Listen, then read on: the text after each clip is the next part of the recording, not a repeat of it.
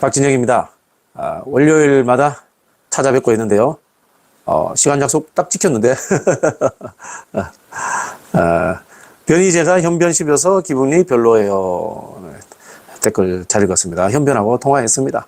네, 아무 문제 없을 겁니다. 네, 네, 월요일입니다. 안녕하십니까. 방금 제가 이동형 TV 끝나고 왔습니다. 이동형 TV에서 못다한 이야기도 좀 드리고 여러 가지 이야기를 드리려고 하는데요. 핵심은 이낙연 대표와 송영길 대표를 비교하는 겁니다. 왜 두 사람을 비교하려고 하느냐라는 것은 두 사람의 정체성 그리고 두 사람의 전략에 따라서 앞으로의 정치적 미래가 바뀔 수 있다는 것을 설명해 드리려고 주제로 잡은 겁니다. 이낙연 대표가 언론에서 다루는 것만큼 정치적 의미가 있는 상황은 아닙니다. 그럼에도 불구하고 한 번쯤 귀국을 하셨으니까 정리를 하고 넘어가야 될 것 같아서 이 주제를 정한 겁니다.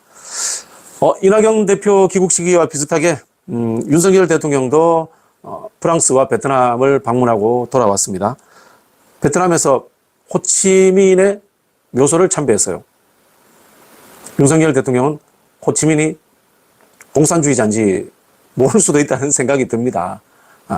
중국은 안 되고 베트남은 되고 참 그 판단 기준이 뭔지 궁금하네요. 그리고 베트남에 가서 무려 111건의 MOU를 체결했다고 언론에서 용비어 청가를 엄청나게 불어댑니다. 저도 4년 전에 베트남 가서 MOU 체결했습니다. 베트남 MOU는요, 웬만하면 다 체결됩니다. 베트남에서는요, 한국 고위공직자들만 오면 웬만하면 MOU 체결하자고 하고 좋아합니다. 저도 2018년도인가 베트남 갔던 것 같은데요. 그때 베트남에 이제 기재부 차관급 되는 분하고 MOU를 체결한 적이 있습니다.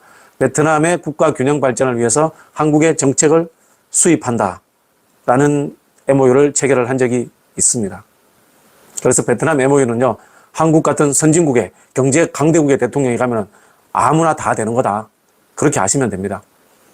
베트남의 1년 GRDP죠. 국민 총생산의 25%에서 30% 정도가 삼성과 LG가 만들어주는 겁니다. 그렇기 때문에 베트남에는 한국 사람이 오면 무조건 다 좋아합니다. 그 정도 이해하시면 됩니다. 네. 그럼 윤석열은 베트남에 왜 갔느냐? 검사가 생각보다 외국 여행을 못 간대요. 본인이 여행 가고 싶었던 버킷리스트 하나를 달성했다. 저는 그렇게 보고 있습니다. 네. 벌써 댓글에 이낙연 대표 댓글만 계속 달고 계시는군요. 네.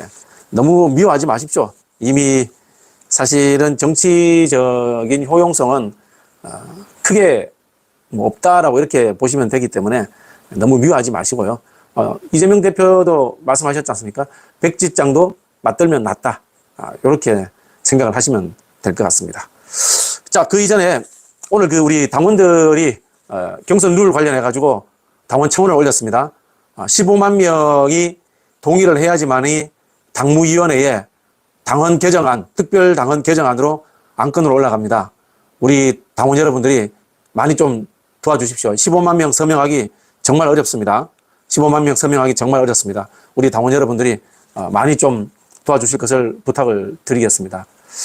사실 당원들이 이런 특별당규 개정안을 내면요, 당무위원회에서 알아서 좀 의제로 채택해 줘야 되는 거 아닌가요?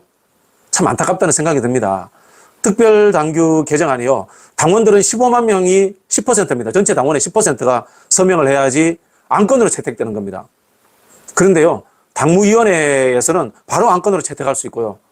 중앙위원회에서는 중앙위원회가 한 7, 800명 정도 되는데요. 3분의 1이면은 바로 안건이 채택됩니다. 생각을 해보면 당원 15만 명을 모아서 이런 일을 하겠다라고 나서면은 참 안타까워서라도 당무위원회 열어서 안건으로 채택을 해줄 것 같고요. 중앙위원회 열어서 안건으로 채택을 해줄 것 같습니다. 참 우리 민주당 지도부나 의원들이 당원들 너무 고생시킨다. 그런 생각이 듭니다. 참 안타깝습니다. 당원들은 진짜 당비나 내는 돈의 대상으로 생각하는 것이 아닌가. 너무 안타깝다는 이런 생각이 들고요. 제가 우리 청원운동 하는 분들께 제가 제일 먼저 같이 동참하겠다고 서명도 해드렸습니다만 좀 아이디어를 드리자면요. 이 안을 일단 혁신위원회에 전달을 해서 혁신위원회에서 당무위원회 당헌당규 개정안으로 올리는 것에 대해서 한번 협조를 좀 받아보시면 어떨까라는 아이디어를 좀 드리고자 합니다. 우리 당원 여러분들이 많이 좀 도와주십시오. 제가 늘 말씀드렸습니다만은 지금의 민주당은 국회의원들의 귀족정 같은 구조로 흘러가고 있습니다. 이 귀족정이 만들어진 이유는 과거에 DJ YS 시절에 총재 정치였잖아요. 거의 정당을 왕정 독재처럼 운영을 했던 것도 사실입니다. 근데 의원 중심으로 됐으니까 귀족정이 된 거예요. 귀족정 다음에는 뭡니까? 국민들에 의한, 시민들에 의한 민주정이 되어야 되잖아요. 그런 측면에서 우리 당원들의 민주주의 운동에 많이 좀 힘을 보태주십사라는 말씀을 드리겠습니다. 공천 잘못해서 그런 거 아닌가 뭐 말씀하셨는데 100% 동의합니다. 선거제도 논의할 때 제가 그 이야기했잖아요. 선거제도 아무리 좋게 만들어도요. 정당이 개혁되지 않아서 지금 같은 똑같은 사람들 공천하면은 민주당이 뭐 바뀌겠습니까? 그런 부분에서 결국은 정당 민주주의가 민주주의를 발전시키는 첫 번째 조건이고 또 정당을 구성하는 정치 엘리트들, 국회의원들이 어떤 사람이 되느냐 안 하느냐가 더 중요하다. 그 말씀을 드리겠습니다.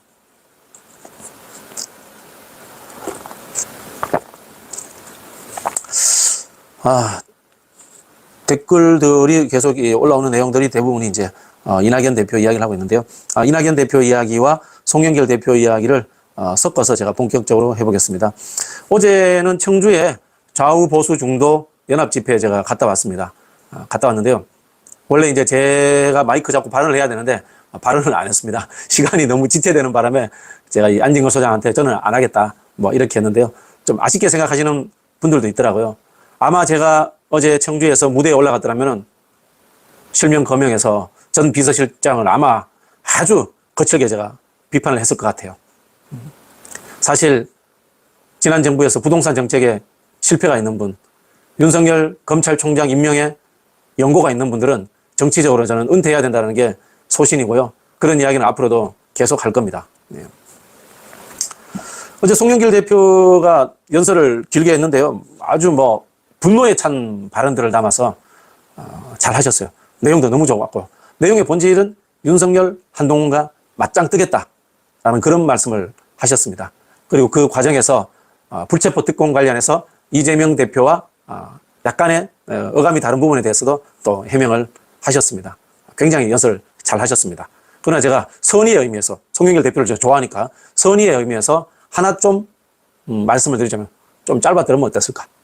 라는 부분이 있고요. 그리고 요즘 분들은 중국 역사와 우리나라 역사 이야기하는 거 별로 안 좋아하시더라고요.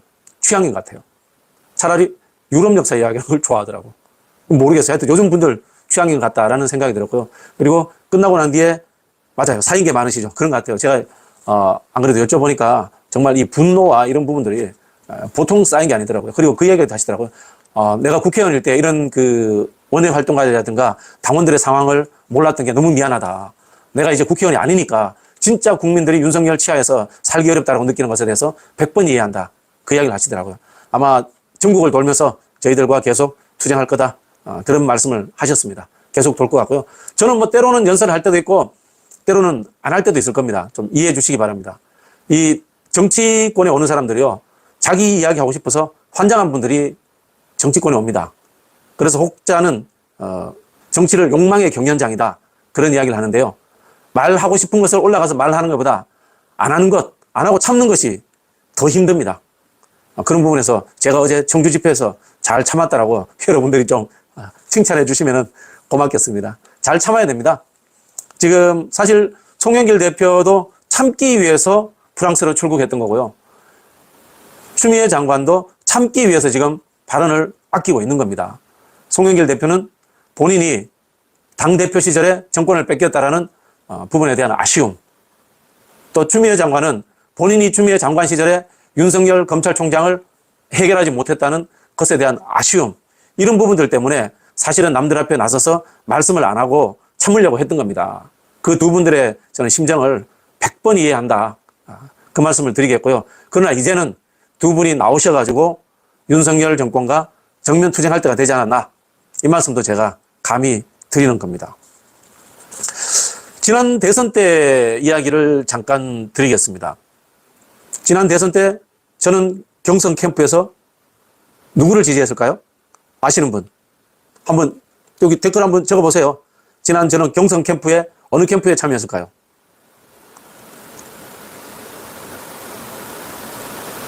제가 어느 경선 캠프에 참여했을까요? 경선 캠프에 참여한지 모르는 분도 계시더라고요. 너무 단기간에 아웃되는 바람에.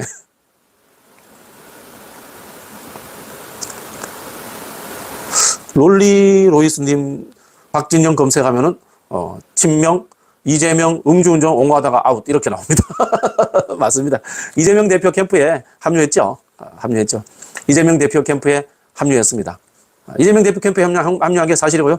그래서 이제 김두관 선배가 굉장히 좀 섭섭해 하셨죠. 근데 뭐 저도 뭐 표현이 그렇습니다만은 이기는데 줄 서야지. 그리고 또 이재명 대표가 그 당시에 시대 정신이었고요. 자, 그러면은 왜 JYP는 이재명에게 그 당시에 줄을 섰을까? 이재명 캠프에 합류했을까? 이재명 대표하고 개인적으로 친했어? 맞습니다. 개인적으로 친분 관계가 오래된 건 사실입니다. 그러나 뭐 친분 관계로 치자면은 이재명 대표보다는 김두관 의원하고 더 가까웠죠. 또 정세균 뭐 총리하고도 가까운 편이었고요. 그럼에도 불구하고 제가 이재명 대표와 캠프에 참여한 이유가 있습니다. 맞습니다. 시대 정신이라는 측면도 있고요. 그건 여러분들이 이제 다 아시는 부분이고, 두 번째 부분 제가 오늘 말씀드리고 하는 것은 전략적인 측면입니다. 전략적인 측면입니다. 대선 경선, 당내 경선에는 어떤 사람이 이기는가라는 부분입니다. 당내 경선에서. 당내 경선에 3대 법칙이 있습니다. 3대 법칙이 있습니다. 첫 번째, 당내 이데올로기가 강한 사람이 유리하다라고 이야기를 합니다. 이게 무슨 뜻인가 하면요. 보수 정당에서는 보수적인 사람, 진보 정당에서는 보다 진보적인 사람이 경선에서 이길 가능성이 높다는 겁니다. 그건 왜 그럴까요? 이념이 강한 사람일수록 선호가 강합니다. 선호, 좋아하는 것. 이름 뭐 최선호, 박선호 아닙니다. 좋아하는 것이 강하다는 겁니다. 팬덤이 생긴다는 겁니다. 중도에서는요, 팬덤이 잘 안 생겨요. 중도는 한편으로 무슨 뜻인가 하면 열렬히 좋아하지 않는다는 뜻입니다. 그러나 진보적 색채가 강한 사람, 보수적 색채가 강한 사람에게는 색채가 강한 사람만을 따르는 강한 좋아함, 강한 팬덤이 생기는 겁니다. 그래서 당내 경선에서는 당내 이데올로기가 강한 사람이 유리하다라고 이야기를 합니다. 이해되셨죠? 그래서 이재명 대표가 다른 후보들보다 훨씬 개혁적이고 진보적인 어젠다를 던졌잖아요. 그러니까 그분이 후보가 된 겁니다. 자, 두 번째. 초반 결정 구조라는 게 있습니다. 초반 결정 구조. 영어로 프런트 로딩이라고 합니다. 프런트 로딩. 로딩은 이제 우리 다운받을 때 로딩 이런 단어하고 똑같은 겁니다. 초반 결정 구조라고 합니다. 대선에서는요, 뒤집어 없는 역전성이 없어요. 초반에 이기면 끝까지 쭉 다 이깁니다. 초반에 이기면 쭉 다 이깁니다. 이게 미국의 오픈 프라이머리 하면서 뉴햄프셔나 아이오와 코카스의 인구 비율이 2%, 3%밖에 안 돼요. 근데도 거기 가서 열심히 선거운동하는 이유가 거기에 있습니다. 우리나라도 마찬가지예요. 인구 3%밖에 안 되는 제주도에 굉장히 후보들이 공을 들입니다. 제주도에서 늘 먼저 시작하기 때문에 그런 겁니다. 그래서 초반 결정 구조다. 이렇게 이야기를 합니다. 세 번째는 초반 결정 구조와 관련되는 건데요. 예측 게임, 기대치 게임이 일어난다고 합니다. 영어로 expectation 게임입니다. 제가 발음이 안 좋아서 경상도 발음이라서 그런데요.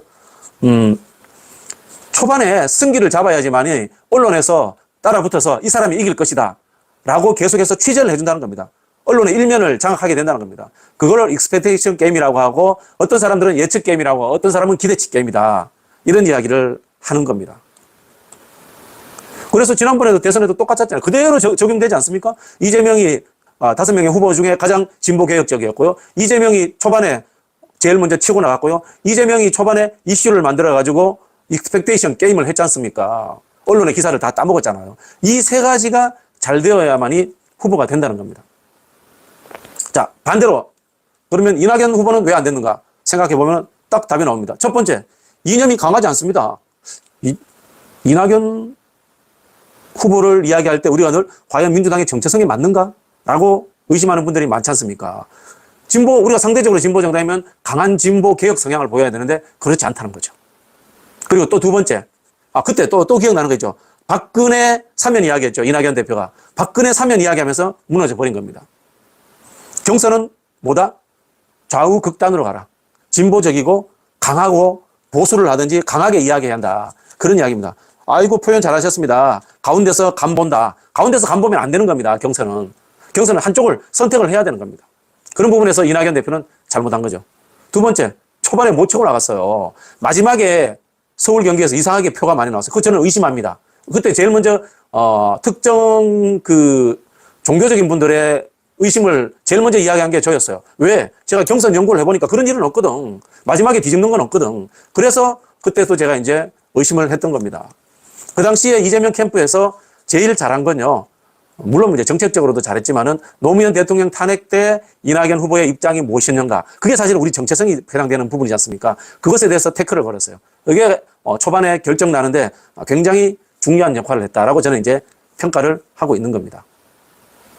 자, 그러면 제가 이 시기에 뜬금없이 왜 대선 경선 때 있었던 일을 끄집어내는가 하는 겁니다. 지금 시기에 또다시 강한 정체성이 필요한 시기라는 겁니다. 왜? 윤석열 정부와 싸워야 하는 시점이기 때문에 강한 개혁 노선, 강한 진보 노선이 필요할 때다라고 이야기를 드리는 겁니다. 그래서 일단 우리 지지층을 결집시켜야죠. 그 일들을 지금 해야 된다는 겁니다. 만약에 이낙연 전 총리가 들어와서 윤석열 정부와 강하게 싸우겠다. 그렇게 하면은 저는 이분의 입지가 생길 거라고 봅니다. 윤석열 대통령과 강하게 싸운다. 그러나 반면이다.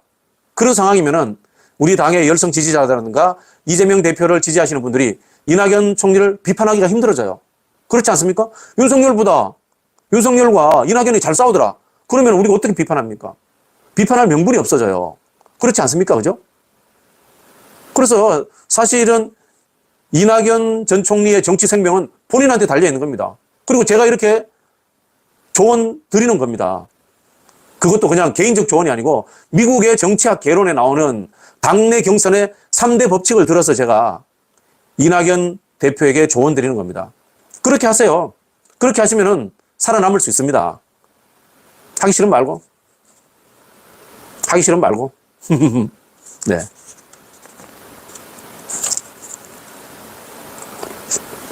충분히 가르쳐 줬습니다. 더 이상 안 하는 거는 제 책임 아닙니다. 그럼 이제 안 하면은 실컷 비판할 겁니다. 네. 자, 역으로 보세요. 송영길 대표 잘 싸우잖아요. 송영길 대표 정치 인생에 지금 역대로 가장 인기 있을 겁니다. 가장 지금 신나는 상황일 겁니다. 송영길 대표처럼 하시면 되는 거예요. 제가 송영길 대표와 이낙연 대표를 비교하면요. 민주당의 역사가 쫙 나와버립니다. 자, 민주당의 정치 엘리트와 정치 활동가들은요. 결국 김대중 대통령이 만든 거예요.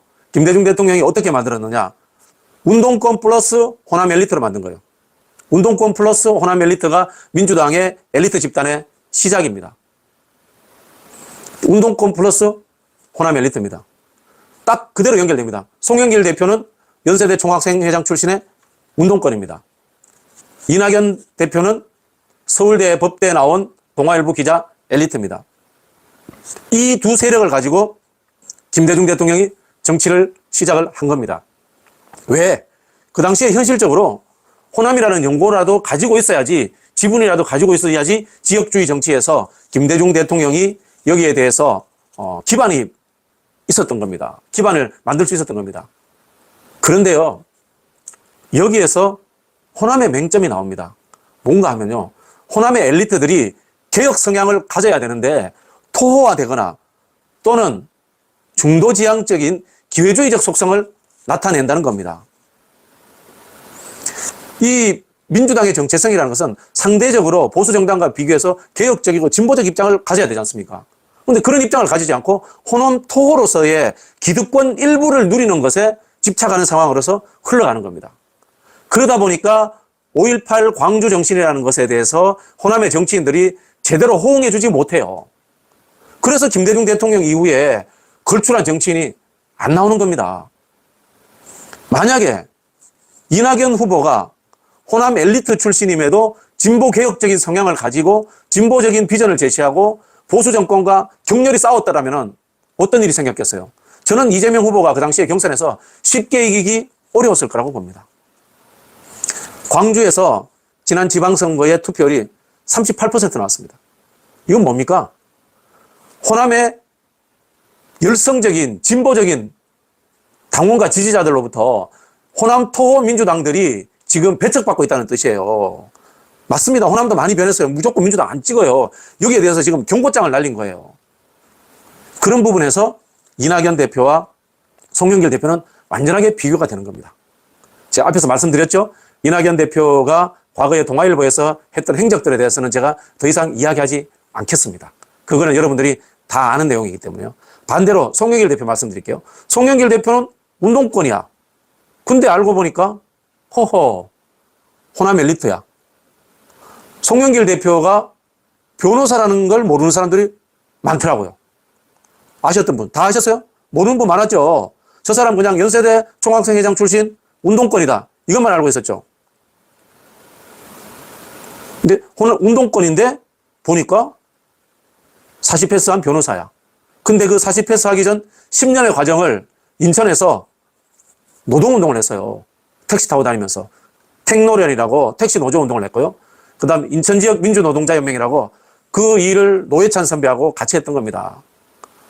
그래서 연세대 운동권 출신의 노동운동도 했고 변호사 시험도 통과한 사람이다. 이 정도 되니까 제가 오늘 이낙연 전 대표하고 비교를 해드리는 겁니다. 그리고 또 현재의 모습에서 송영길 대표는 윤석열 정부와 강력하게 싸우고 있지 않습니까? 그것이 지금 이 사람의 정치적 생명을 연장을 해주고 앞으로 미래가 보이는 정치인으로서 성장할 수 있게 하는 겁니다. 자, 여러분. 송영길 대표 대표할 때까지만 해도 솔직히 여러분들한테 잘 안 보였잖아요. 그죠? 눈에 안 띄었죠? 저도 그때 송영길 대표에 대해서 비판적인 이야기 제법 했습니다. 제법 했습니다. 그러나 참 시대가 상황을 만든다고 윤석열이 때리니까 맞받아치겠다는 용기를 보여주면서 우리 당원들의 열화와 같은 지금 지지를 받고 있는 겁니다. 결국은 이 검찰 독재 정권이라고 현 정부를 규정을 했으면요. 우리가 이 정권과 싸워야 되는 겁니다. 싸우는 사람이 이 정치적 시국을 끌고 나가는 겁니다. 그래서 이낙연 대표가 송영길 대표처럼 전국을 돌면서 윤석열과 싸워라 라고 제가 조언드립니다. 하기 싫으면 말고. 네. 보통 우리가 2등이 어떻게 해야지 1등으로 올라갈 수 있느냐라는 전략이 있습니다. 전략이 있습니다. 보통 어떻게 합니까? 2등은 1등을 막 공격을 합니다. 1등을 막 공격을 합니다. 1등을 막 공격을 해서 자기 존재감을 드러내려고 해요. 그게 이제 2등들이 흔히 하는 안티 태제 전략입니다. 안티, ANTI. 태제는 주제죠. 그죠? 1등과 싸워서 나의 존재감을 보이는 전략을 안티 태제 전략이라고 합니다. 그런데요. 안티 태제 전략은 잘 쓰면은 51%가 될 수 있는데요. 잘 못 쓰면은 영원한 마이너리그가 됩니다. 영원한 마이너리그. 어떻게 하면 영원한 마이너리그가 되느냐? 앞에 제가 3가지 이야기했잖아요. 진보 정당에서는 진보적 입장을 가지고 싸워야 되는데 중도적인 입장을 가지고 싸우면은 핵심 지지층이 자기한테 안 붙어요.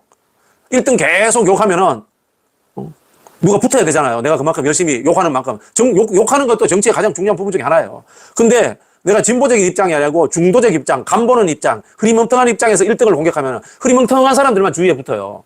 핵심 지지층이 안 붙는다는 거예요. 그렇게 백날 해봐야지 의미가 없다는 겁니다. 그리고 또요. 1등하고 싸우려면은 상황을 잘 봐야 돼요. 무슨 상황인가 하면은 누가 덩치가 큰가를 잘 봐야 돼. 1등이 속해 있는 데가 큰 집단에 속해 있는가 작은 집단에 속해 있는가를 잘 봐야 돼요. 자, 1등이 한 40% 정도의 집단에 속해 있다? 그럼 1등을 막 공격하는 거야. 왜? 내가 나머지 60%를 챙길 가능성이 있으니까. 근데 1등이 70%에 속해 있으면요. 1등 때리면 아무리 많이 먹어봐야지 나는 30%밖에 집단에 못 속하는 겁니다. 이해되시죠? 지금 민주당의 지지층들의 70%가 이재명 대표를 지지하고 있습니다. 근데 여기에서 이재명 대표를 막 때려요. 그럼 어떻게 됩니까? 나는 70%로부터 배척당하고 마이너리그가 되는 거예요. 마이너리그가. 그래서 그런 전략을 쓰면 안 된다고 말씀을 드리는 겁니다. 우리 서 여사님 정치를 그거는 그렇지 않습니다. 정치라는 용어 자체에 공학이 포함되어 있습니다. 정치는 이해 배분의 방식의 문제이기 때문에 정치라는 말 자체에 권모술수와 공학, 전략 이런 것이 다 들어가 있는 겁니다. 유일하게 물론 뭐 경제도 마찬가지죠. 경제도 누군가가 돈을 벌 것인가 하는 부분이기 때문에 그 돈을 벌기 위한 전략이 들어가 있지만요. 정치는 권력을 쥐는 문제이기 때문에 당연히 여기에는 공학적인 이유가 존재하고 있습니다. 그래서 제가 설명을 드리는 겁니다. 네. 자, 그래서 지금 이낙연 대표처럼 행동을 하면 안 된다라는 이야기를 드리는 거고요. 자, 그러면 다시 돌아가겠습니다. 송영길 대표는 그럼 어떻게 해야 되느냐? 지난 대선 경선 때 김두관 후보와 추미애 후보가 했던 것처럼 하시면 되는 겁니다. 그 당시에 5명이 경쟁을 했습니다. 5명이 경쟁을 했는데요. 적대적 경쟁을 했던 이낙연 후보와 박용진 후보는 자신의 설 자리가 없어져 버렸어요. 그러나 상생적 경쟁, 긍정적 경쟁을 했던 추미애 후보와 김두관 후보는 설 자리가 생긴 겁니다. 왜? 제가 앞에서 공학적으로 말씀을 드렸잖아요. 공학하지 말라고 하시니까 제가 공학자 일부러 더 쓸게요. 공학적으로 말씀드렸잖아요. 70%라는, 75%라는 80% 가까이 되죠. 그죠? 80% 가까이 되는 그 큰 세력 안에서 상생적 경쟁을 하면 이 사람들도 같이 살 수가 있는 거예요. 경쟁은 그렇게 하는 겁니다. 그런 부분에서 지금 송영길 대표가 하시는 역할들은 이재명 대표와 적절하게 조화를 이루면서 그 영역을 넓히고 있고 이재명 대표의 바운더리 내에서 같이 공전 공생하고 있는 겁니다. 이렇게 정치를 해야 되는 겁니다. 그리고요, 사실 송영길 대표가 전략적으로 더 잘하는 건 뭔지 아세요? 이재명 대표의 바운더리 내에서 공정 공생을 하잖아요. 그죠? 공정 공생을 하면서 그 내부에서 좀 더 진보적이고 좀 더 개혁적이고 좀 더 투쟁적인 부위와 더 밀착도를 높여가고 있다는 거예요. 그런 부분에서 송영길 대표가 굉장히 잘하고 있는 겁니다. 물론 저는 제가 봤을 때는 웬만해서는 이재명 대표의 이 바운더리가 가장 넓은 상황 하에서 다음 대선까지는 흘러갈 거라고 예측을 합니다. 그러나 경쟁자가 있는 게 나쁜 건 아니에요. 그러나 그 경쟁자는 제가 말씀드린 것처럼 지난번에 추미애라든가 또는 김두관 의원처럼 상생적 경쟁을 하는 것이 맞다. 그리고 누가 더 개혁적인가라는 경쟁을 하는 것이 맞다. 누가 더 윤석열 정부와 잘 싸울 것인가라는 투쟁적 경쟁을 하는 것이 맞다라는 말씀을 오늘 드리려고 하는 겁니다. 네. 자, 대충 이해되셨죠? 자, 그리고 또 이 말씀 드리고 싶은데요. 먹먹하면은 우리가 역풍 이야기 하잖아요. 역풍 이야기 제가 한번 드릴게요. 롤스로이스, 아이고, 죄송합니다. 제가 영어가 짧아. 윤석열과 투쟁하는 의원들 순서로 공천 주면 돼요. 정답이라고 생각합니다. 저는. 정답이라고 생각합니다. 잘 싸우는 사람이 지금 들어와야 되는 시기가 아닌가. 그렇게 생각을 합니다. 역풍에 대해서 말씀드릴게요. 역풍 없습니다. 그런 거 존재하지 않습니다. 민주당에는 역풍이라는 게 존재하지 않습니다. 왠지 아세요? 우리 국민들이나 대다수의 사람들이 민주당이 169명인데도 불구하고 늘 마이너라고 생각합니다. 늘 얻어터지는 정치 세력이라고 생각하는 것이 인식 속에 박혀 있습니다. 그렇기 때문에 민주당은 역풍이 잘 안 불어요. 민주당에게는 역풍이 안 불어요. 역사적으로 보세요. 민주당이 군사정권 독재에 의해서 감옥 가고 얻어터지던 사람들이 만든 정당이잖아요. 역사적으로 얻어맞던 사람들이기 때문에 역풍 잘 안 불어요. 세계도 역풍 잘 안 불어요. 저 사람들이 얼마나 빡쳤으면 저렇게 극단적으로 싸우려고 할까 이렇게 생각하지 역풍 안 불어요. 그러니까 역풍 불 걱정 안 하셔도 됩니다. 전혀 그런 일 없다라는 말씀 드리겠고요. 그리고 역풍 불기 때문에 불쌍한 척 하자 이런 이야기 하는데 그거 맞지 않아요. 정치학 전략에서 나오는 이론들 중에 그런 이야기 들어보셨죠? 밴드웨건, 언더독. 밴드웨건은 뭡니까? 뚱따라당땅 뚱땅땅. 밴드 치면은 사람들이 와 환호 지르면서 거기가 이기는 줄 알고 따라간다는 이야기입니다. 대세론입니다. 대세론이 언더독 밑에 깔려서 얻어맞는 개라는 뜻입니다. 언더독. 동정심 작전이죠. 보다 메인입니다. 그게 보다 메인입니다. 대세론이 훨씬 더 전략에서 메인 이론인 겁니다. 사람들은요, 이기적입니다. 민주주의라는 것은 이기심의 발로를 막기 위해서 만든 제도예요. 인간은 이기적이기 때문에 한 사람에게 권력을 몰아주면 안 된다라는 이유에서 민주주의라는 제도를 만든 겁니다. 그러면 이기적이면 어떡합니까? 솔직히 말씀드렸어요. 불쌍한 사람들에 대해서 동정하는 것도 분명히 사람의 마음속에 있습니다. 측은집심이 있습니다만 본질은요, 이기는 쪽에 붙어서 나도 좀 챙겨가자는 생각을 더 많이 합니다. 그렇기 때문에 불쌍한 척, 중도적인 척 하는 것보다는요, 우리는 이긴다. 우리가 국민들을 책임진다. 우리가 국민들을 지켜낼 수 있다라고 큰 소리 치는 것이 본질입니다. 그래서 우리가 이긴다고 큰 소리 치고 우리가 윤석열 정권을 무너뜨린다라고 강하게 주장을 하는 것이 정당의 기본 전략이 되어야 된다라고 말씀을 드리는 겁니다. 왜? 원래 민주주의는 그런 겁니다. 이기적인 겁니다. 인간의 이기심을 가지고 민주주의를 만든 거예요. 민주주의라는 제도가 그리스 로마 서양 거잖아요. 기독교 사상이잖아요. 기독교가 선악설이잖아요. 인간은 원래 악하다고 하잖아요. 그걸 악한 걸 억누르기 위해서 제도적으로 권력을 나누자라는 게 민주주의라는 거예요. 그렇게 좀 이해해 주시면 좋겠고요. 오늘 낮에 어떤 분이 제가 막 헌법 이야기하니까 박진영 부원장이 헌법을 잘 알아? 라고 이렇게 누가 질문을 다셨더라고요. 헌법 이야기 제가 마지막으로 잠깐 하고 끝을 맺을게요. 제가 이제 조상호 변호사나 현근택 좋아하는 이유가 저 친구들은 헌법 공부를 너무 열심히 해. 막 이렇게 이야기하니까 웃기지도 않는 짬뽕 박진영이 법조인들한테 헌법을 가르치는 것처럼 이렇게 느낌을 받았다. 뭐 아마 그런 것 같아요. 헌법은 정치학이에요. 헌법은 전형적인 정치학이고요. 정치학과가 헌법을 더 많이 배워요. 모르셨죠? 법대는 가면요. 1학년 1학기 때 헌법 배우고요. 그 다음에 안 배워요. 왜? 다른 법을 많이 배워야 되잖아. 근데 정치학과는요. 헌법을 많이 배워요. 왜냐면요. 헌법의 내용이 다 정치학 내용이에요. 대한민국은 민주공화국이다. 대한민국의 모든 권력은 국민으로부터 나온다. 이게 정체라고 해요. 정치 체제는 무엇인가? 주권은 시민권이에요. 그 시민권은 누군 것인가? 국회, 행정부, 대통령 다 정치학이잖아요. 그러다 보니까 정치학에서 헌법을 훨씬 더 많이 공부한다. 이렇게 제가 말씀을 드리는 거고요. 헌법재판소라는 기구가 있는 나라가 뭐 독일이나 프랑스 같은 데는 헌법재판소가 있어요. 근데 그 헌법재판소는 대다수의 정치학자들이라든가 전직 총리와 같은 정치인들이 하고 있어요. 우리나라만 법조인들이 해요. 우리나라 선관위 전부 다 법조인들이 하잖아요. 외국 선관위 전부 다 정치인들이 해요. 사실 그래서 우리나라가 법조 과잉의 나라예요. 법조 과잉의 나라. 법조 과잉의 나라다 보니까 법조 중에서도 징벌적 역할을 하는 아주 소수의 집단인 이 특수부 검사들이 지금 정권을 찬탈하는 이런 일까지 벌어진 거예요. 정치인들 늘 얻어맞잖아요. 언론에도 얻어맞고 지지자들도 얻어맞고 한데 정치인들을 때릴 때 때리더라도 좀 좋은 정치인들이 들어올 수 있도록 응원해 주시면 고맙겠다. 이 말씀 드리겠고요. 헌법 이야기하다 하니까 여러분들이 모르는 거 하나 이야기해 줄게요. 전 세계 헌법 중에 우리나라 헌법이 아주 진보적인 축에 들어요. 대부분의 다른 나라들 헌법은요. 대한민국은 공화국이다 이렇게 돼 있어요. 공화국이다 이렇게 돼 있는데 우리나라만 대한민국은 민주공화국이다 이렇게 돼 있어요. 이게 엄청난 차이가 납니다. 민주주의와 공화주의가 합쳐진 게 민주공화국이거든요. 민주공화국인데 보통의 나라들은 민주주의라는 표현을 헌법에 잘 안 넣어요. 그 안 넣는 이유 중에 하나가 민주주의라는 개념 자체가 앞에 원래는 피플스 디모크래시 해가지고 뭐 국민민주주의라고 해석하기도 하고 인민민주주의라고 해석하기도 하고 뭐 민중민주주의라고도 해석하기도 하고 그렇다 보니까 좀 진보적 하나의 가치를 대변하는 게 민주주의예요. 원래 민주주의는 형식과 절차인데 그게 가치로 치환하면은 굉장히 좀 진보적 의미가 들어가요. 그러다 보니까 대부분의 나라들은 헌법에서 그냥 공화국이다 하는데 우리는 민주공화국이다라고 이렇게 되어 있는 게 제가 진보적인 헌법이다라고 말씀을 드리는 겁니다. 왜 이렇게 되었냐면요. 우리나라 헌법을 만든 그 유진호 박사라는 분이 나중에는 친일파가 됐어요. 친일파가 됐는데 일제시대 때 사회주의 운동을 좀 하신 분이에요. 그러다 보니까 그런 개념들이 우리나라 헌법에 들어가 있고 우리나라 헌법에는 외국의 헌법에 잘 없는 경제민주화 개념도 그래도 좀 들어가 있습니다. 네. 그런 부분에서 우리나라의 헌법적 가치만 제대로 실현되어도 사실은 진보적이고 아주 발전된 그런 국가가 될 수 있다. 이렇게 여러분들이 좀 나중에 헌법 공부 한번 제가 이제 헌법 전문가 한번 데리고 헌법 강의 한번 할게요. 그분은 이제 헌법학자인데 저는 정치학인데 둘이 같이 믹싱해서 하면은 헌법이 좀 괜찮을 것이다. 이런 말씀드리고요. 그리고 또 제가 늘 쓰던 말 있잖아요.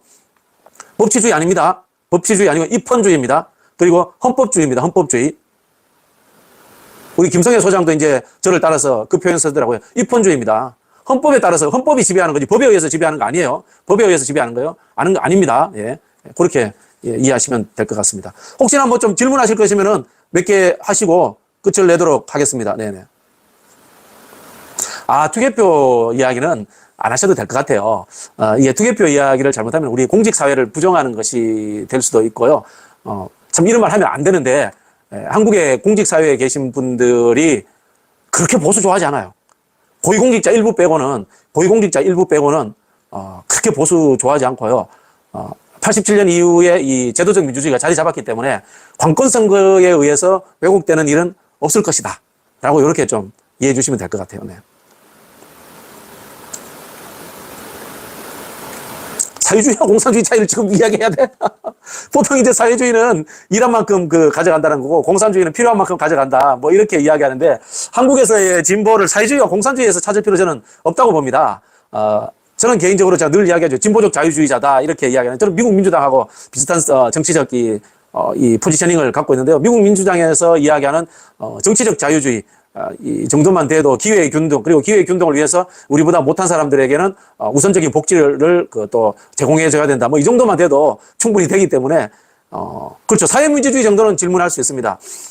사회민주주의는 이제 한국에서 민주당 내에도 있어요. 민주당 내에도 있는데 문제는 사회민주주의조차도 사실은 개인의 자유권이 우선돼야 된다는 거예요. 사회주의를 한국에서는 무식해서 잘못 받아들였어요. 러시아식의 스탈린주의를 받아들였는데 사회주의도 전형적으로 자유인들의 연합체라고 이렇게 이제 명명되어져야 됩니다. 기본소득에 당연히 찬성하죠. 기본소득에 대해서 저도 주장을 했던 사람이에요. 주장을 했던 사람인 거고, 저는, 이재명 대표의 기본소득하고 저의 생각하고 거의 유사해요. 기본소득을 현금형 복지로 통합해서 주면은 그것이 경제적 효용성도 생기고, 이 사람들이 그걸, 내수가 살지. 정확하게 이해하셨네요. 네. 경제적 효용성까지 끌어올 수 있는 것이 이 현금형 복지다. 그리고 기본소득이다. 저도 똑같이 그런 주장을 오랫동안 해왔습니다. 네네. 뭐 하여튼 그런저런 질문들을 앞으로 방송할 때 많이 해주세요. 제가 이제 원래 전공이 정치 이념이에요. 정치 이념이 전공이고 정당에 와가지고는 정치관계법, 정당법, 선거법, 그다음에 정치자금법 뭐 이런 법률적인 일들을 많이 해 왔습니다.